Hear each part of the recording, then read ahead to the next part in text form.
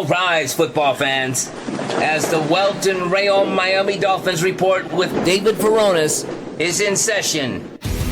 Welt Rheaume has more than 62 years of litigation experience handling insurance disputes. They are committed to resolving even the toughest insurance claims quickly. Call them for a free consultation. 954-966-4646. Here's Miami Dolphins insider David Furones.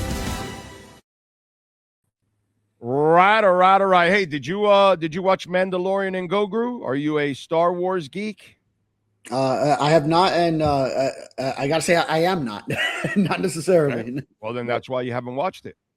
Okay, I gotta see it, definitely. Right, if you were a Star Wars geek like me, you would have already gone to see Mandalorian and Grogu. That's all. It makes a lot of sense that you haven't, because you're not. And by the way, I'm very interested that a person like you watches it. A person like me? Yeah, a person like you is not a Star Wars geek. Okay, right. So, like me, I'm a Star Wars geek, and for me, the movie was good because I enjoyed it because I'm a Star Wars geek. But the average person like you that is not a Star Wars geek, I don't think you'll be that impressed with the movie. I think you'll say it was all right. Right. I don't think you'll walk away saying, "Oh man, that was a really good movie." Or I really don't believe that at all. And that's, I think the people that will really enjoy it are the ones that are just we're engulfed in it from the beginning and all that. And we love all the movies and all the extra shows that they have, on Disney and all that kind of stuff. That's who it was made for more than anything else. So if you ever watch it, I'm interested to see what you say, being a non-Star Wars geek. Yeah, I think I've realized that with a lot of movies where I'm trying to think of examples, but just where it's like a friend who's very into a certain superheroes. Yeah, superhero type movie, and then Avengers, Superman, Spider-Man. Right. Some people are like, "Oh, I'm in all the Marvel and DC stuff and all that kind of crap," and then that. Some people are, it's all right, whatever. You know what I mean? So yeah, Right. I know what you're talking about. You're right. Those movies, you really got to be into it to then like where I see them and I'm just there like, okay, yeah, it was a whatever movie, because I'm really judging it based solely on the viewing experience that day for the 2 hours or whatever. But for them, then they pick up on things that there might be references. Yeah, this Avengers character in this one was a little different than the one over there, because the one over there, he was a really cheap bastard. He didn't tip anybody. Here, he's a big tipper. Yeah, I know what you're saying. I know exactly what you're saying, that these Marvel geeks are like really into it, and they know exactly all the ins and outs of every single episode and all the different characters and all that kind of stuff. So yeah, exactly. And they end up enjoying it more than the person that is not necessarily a Marvel nut. So I get it. Yeah. Like one for me would be like during COVID, The Sopranos became my favorite show of all time. And then a couple of years later, they came out with a movie. David Chase, the creator, came out with a movie, The Many Saints of Newark, which the movie kind of bombed. It wasn't a very good movie on its own. And then even like for Sopranos fans, it wasn't that great. But there were still a lot of moments that I appreciated, a lot of references to the characters that it was like, oh, I got, because obviously I knew the series and I'd watched it several times and picked up on things. But for someone who had never watched the show, then it like the movie would just be, even though it bombed on its own, it would be just like an even lower experience, because you don't get all the references that they make. And so so that was kind of one for me, even though that one it didn't do great, whether you liked it or not.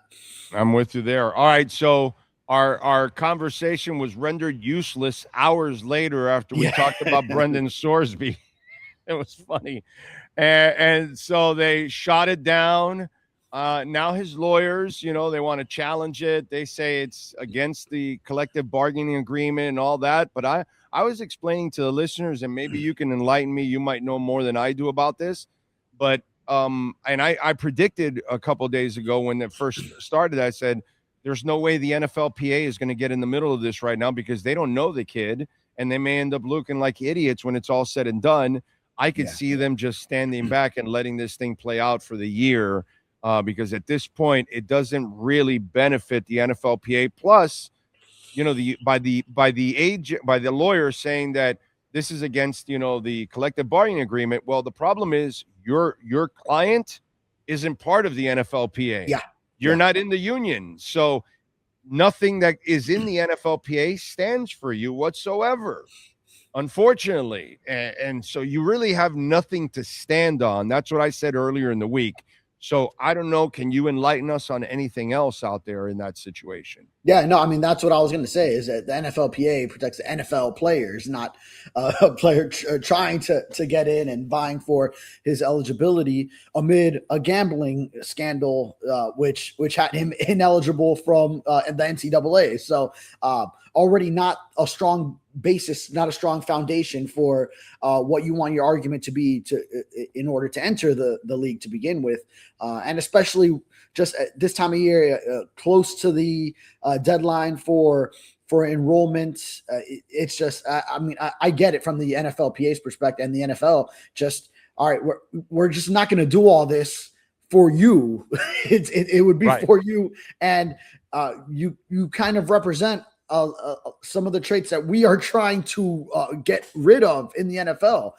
We have players with gambling problems in the NFL. We penalize them significantly for if you bet on NFL games from an NFL facility as a player, you are it's automatic 1 year and it's indefinite. So it's just automatic. That's your starting point. And then you go from there. And then gambling on other stuff is a couple of games. I've seen 6 games, suspensions. So yeah, I get it. That was something we were honestly overlooking. Everyone kind of just assumed, okay, yeah, so we move on to the next thing. It's supplemental draft. That's what they're going to do for Brendan Sorsby. And then, well, I guess we kind of just overlooked, like, all right, wait, this gambling stuff and the NFLPA and the league, they're not really going to go for it on such short notice to just and then throw all this at these NFL teams to now everyone wants to would have to attend his pro day to make sure they're not missing out on the prospect. A lot of these coaches and GMs, they want to take vacation right now. This is the time for them between OTAs and minicamp to like you saw Sean McVay, a Niners fan played a prank on him in France. So like that's where these coaches. You know what it is. You know what it is, David, why we all got burned by this, because we're so quarterback starved as a league, as fans, media, everything, that we assumed, and that's why we're all idiots here in this one. We assumed, oh, dude, it's a quarterback. Of course they're gonna roll out the red carpet. They're gonna do whatever. They're gonna forgive everything. They're gonna bring him on board. They're gonna go through it because it's a quarterback. And then all of a sudden they kind of, hey, we haven't had one since 2019. We're not in a hurry. And plus there's a lot of baggage here to unload. You know what? Let's have a whole year unloading this baggage. We'll wait till next year. And that's the part that threw us all off. I think all of us thought, oh, it's a quarterback for sure. Plus he's a really gifted quarterback. On top of all of that, this is not just a quarterback. This kid can sling the damn ball and he can move around, bro. He's the kind of guy that you're looking for in today's NFL. And he does have accuracy, actually, with that arm. There's a lot of things physically to like. And that's what I think we were all enamored with. Oh, quarterback talent, this, that, the league's going to roll over. And they didn't.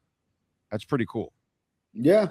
Well, so I mean, in the end, some of the same reasons why I was giving for, okay, I wouldn't go all in for him. Now, granted, that was all before we had this pro day that he still would have had to have, and you see all those physical traits, and then probably you fall in love with a lot of these things, especially once he's cleared to enter the league, despite his gambling scandal. But all that set aside, it was the off the field issues why I kind of figured, hey, I'd take the cautious route. I'd err on the side of caution. There's going to be a lot of quarterbacks in the 2027 draft. You got your guy for this year, plus you have one that you inherited in Quinn Ewers, so you could roll with that in 2026. Those were the same reasons the league ultimately decided, okay, yeah, well, I mean, we'll pass on you for right now. You go get your life in order first. and then keep training. Whatever you can come up for inclusion in the 2027 draft the normal way. The only thing for him is now it'll be a year away from playing football, as he can't play for Texas Tech upon that transfer from He's got to Cincinnati. go to the UFL or the XFL or something. Well, like now that. UFL just finished its season. So like Okay. the Dolphins signed a couple UFL players, right? It's UFL. I get the leagues confused. Yes, it's UFL. UFL It's UFL. Yeah. Right. So that wouldn't work. And then So I don't know the seasons. When's the next one for the XFL or whatever? Or UFL and XFL merged. That's right. So then when's the CFL? Can he go? I don't know the gambling stuff. Canada's kind of like they're kind of when you get in trouble with the law here and you try to go to Canada, they stop your ass from it. Okay. Remember that they initially stop Ricky at first for the weed, and then he had to go through a hearing or some crap like that to get approved through the league or something like that. So they're kind of touchy about that, but he needs to take a year off and now play some football somewhere if he can, professionally. Now somebody's asking, Jeff is asking, Oscar's asking that if Sorsby can be signed as an unrestricted free agent, or does he have to go to Canada or the UFL? Either way, wherever he goes, he's going to go back into the draft next year, no matter what. Am I right or am I wrong here? Oh, you know what? Okay, sorry, because I just looked it up. So the CFL season's already going, June 4th to October 24th. So that's the thing. Yeah, it's mid-season. So he's screwed. Yeah. So not huge CFL people here, clearly, because we didn't realize they are coming up on week 4 over there. But Brett Dodger is a Canadian who watches every day, and he says send them up here to the CFL. But the problem is the season's already going on, and to bring in a player mid-season, plus they have to have their own little lottery in order to determine who gets his rights and all that kind of stuff. Even the CFL is not going to deal with it at this point in time either. No way. Mm-hmm. So he's kind of running out of options. And I remember watching a clip of Pelissero, I think, with Rich Eisen show. I'm not sure, but I mean, the basis was kind of like, he might just have to take a year and just keep training and do it on his own, and then prepare for the 2027 draft. Yeah. That's a shame, man. But then again, he made his own bed. Now you gotta, lie in it. Hey, speaking of making your own bed and lying in it, what'd you think of Diana Rossini's salary? $800,000 a year, man. Yeah. I mean, she almost makes as much as you do. Yeah, much more. I'm here hustling for much less, grinding away. Maybe the wrong kind of. All right, but no, yeah, man. She was grinding. She was grinding. I mean, top insiders get paid. So I mean, I don't know how surprised. I mean, I wouldn't have known the number, but I know it would have been a lot more than what I make just covering the Dolphins for a local paper. But yeah, I mean, like I'm pretty sure Adam Schefter makes way more than that. Oh yeah, no, he makes like $2 million. Yeah. Okay, he makes like $2 million. Yeah. So, yeah. Right. Guys like him and Rap Sheet. Yeah, guys like him and Rap Sheet make like a couple $1 million, dude. Yeah.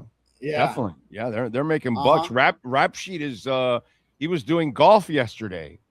He was a golf a golf sideline guy, yesterday. I saw that. Or something of it, yeah. Yeah, that's pretty cool. Nothing kind of like nothing, he gets to do what he wants. nothing on the Derek Brooks. I was gonna say Jordan Brooks front. You're always on Derek Brooks. He's so good. Yeah, I mean, a hell of a player. But no, I mean, nothing new. These are the slow times in the offseason. So I guess with 2 of the 3 done to this point, then it might be a little bit of a break, but I think but they've been in talks. So it's kind of like you have to be ready that it could happen at any point. But if it does go into close to training camp, because sometimes this part of the season, like whenever we've gone through negotiations, Like I think of the 201, that one was a storyline all through OTAs and minicamp, and he says, hey, the market is the market and this and that, and it was the big deal every time he interviewed. And then you go through this month and these weeks, and then when it came to that one, they got to training camp and it still wasn't settled. So it might get to training camp. It might be like right before training camp. All right, let's really crack down and get this done so that we got it all settled by the time you come in, Jordan. And so it might just drag on for that reason. But they've had discussions. So they got to kind of know where they're at this point. So it could happen at any point, but it might drag into right around training camp. Now that we've got a couple weeks before we start training camp and everybody's taking a break now, and you start to assess everything from the off season going into the start of the regular season with training camp, what is the one position that you would say they're good at this position? The one position, I like a linebacker, one, because you have Jordan Brooks there. So that's an excellent. Well, you have two linebackers. Yeah. Well, so yeah, you brought in Jacob Rodriguez in the draft, and then now that could put the conflict of Tyrell. Yeah, but I mean, but you got two veteran linebackers. I like both. I like both veteran linebackers. Dotson as well. Yes. Yeah, right. That's what I'm saying. You got two linebackers. You're going to mix in some Sam because Dotson has played the mic and is a green dot guy. Jordan Brooks plays more freely as the will, and that's how he racks up all those tackles. He historically hasn't liked to have to communicate and think about what everyone else has to do, plus think about what he does. He's more of just like go out there and play type of linebacker. But this new staff has got played with the idea of having him wear the green dot in practice and see how it goes, see how he's able to run with it.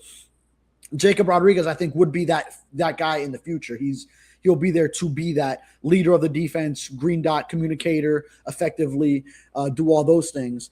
And then you could run out some Sam linebacker when you go traditional 4-3 and get like a Willie Gay in there, or you could get like those rookies in there with Trey Moore as like a versatile edge rusher / linebacker. You could get a Kyle Lewis in there as your versatile big nickel type of linebacker who's has some safety traits and can cover a little bit more. So there's a lot of different things you could do with that linebacker core, which sometimes it'll be nickel packages and you don't have to go through all those. Or, I mean, it's going to be based out of 4 down linemen, but you can even do like 3-4 where an edge rusher is standing up. Linebacker is the spot that I look at where that's why it was kind of surprising when Jacob Rodriguez was a second-round pick. It was because that was one of the positions you felt the Dolphins already kind of had, so they only added to it. And on a roster with a lot of holes, whether you look at, cornerback could be a little iffy, edge rusher for sure, wide receiver, a lot of people league-wide rank it 32 out of 32 teams. I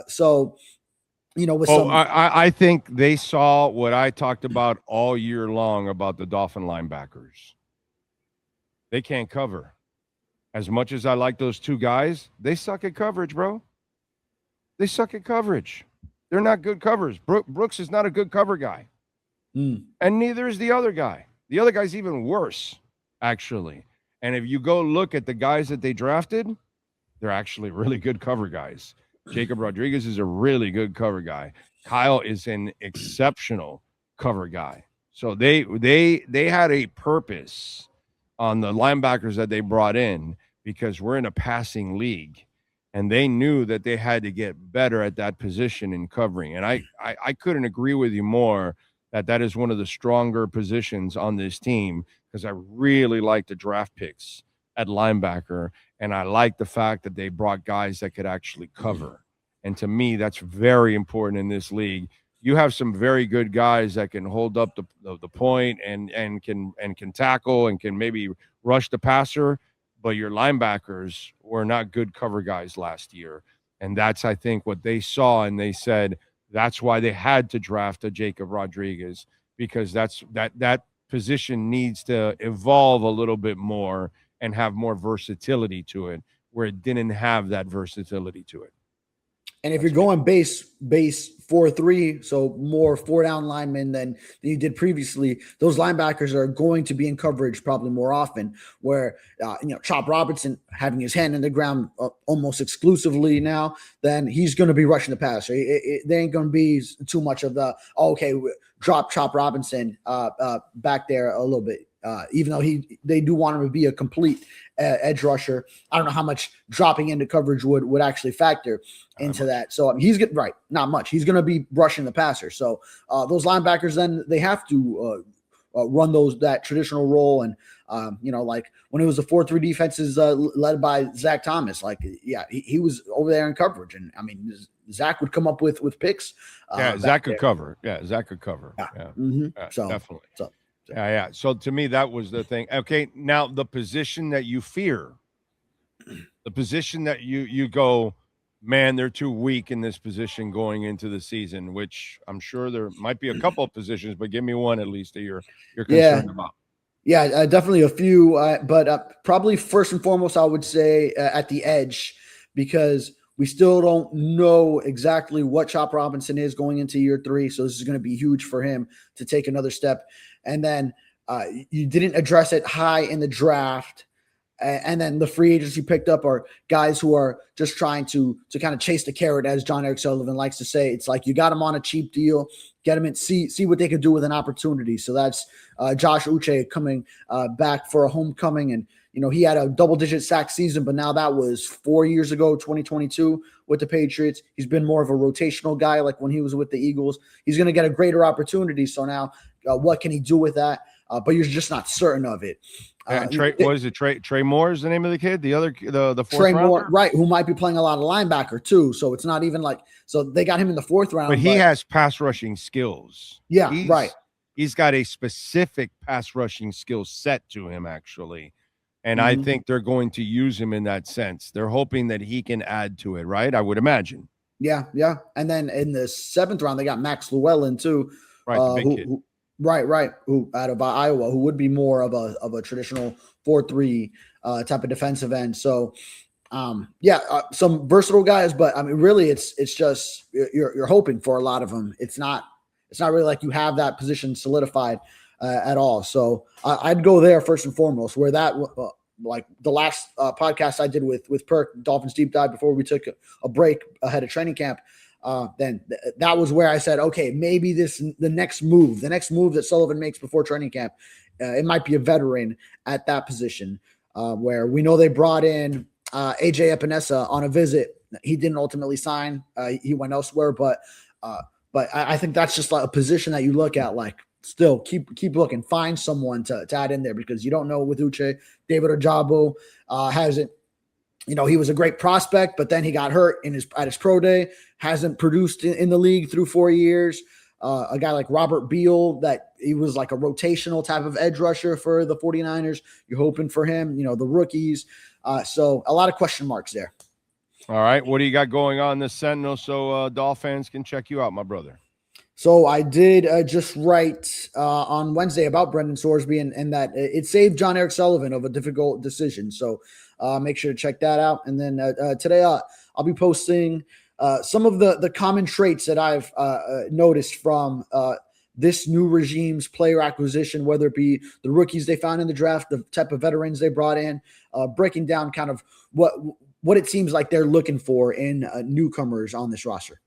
All right. Follow him on Twitter at David Furones _ Catch his work there at the South Florida Sun Sentinel. And make sure you call our friends at Welt Rheaume if you're dealing with bankruptcy, homeowner property damage, condo damage, criminal defense, business owner claims, commercial litigation, personal injury. The consultation is completely free. We are in hurricane season, and hopefully we don't get any kind of storm. But, hey, let me tell you, you can suffer roof damage starting at 40 miles an hour. So it doesn't even have to be a hurricane. If you see any brown spots on your roof, you may have a leak.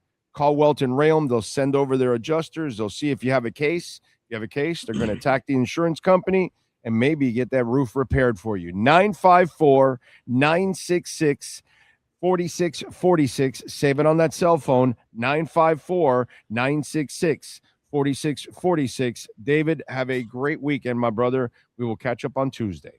Yes, sir. Thank you. Have a good one.